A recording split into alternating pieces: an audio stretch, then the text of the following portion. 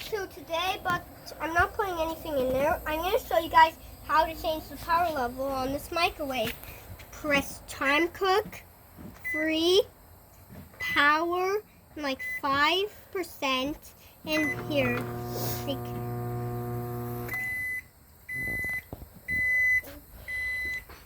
Cool. and that is how to change the power level on your microwave. And let me show you kitchen timer.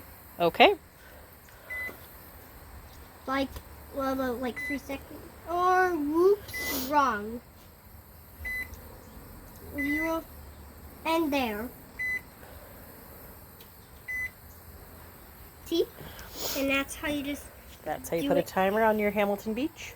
If you have a Hamilton Beach microwave like this. So what are all the settings we have? We have time cook, time defrost, wait defrost, power level, clock, kitchen timer, popcorn, potato, pizza, frozen vegetable, beverage, dinner plate. And now behind there it shows you how many watts there is.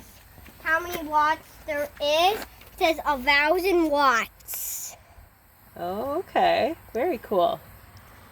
1,000 watts. All right. Anything else you got to tell people, Henry?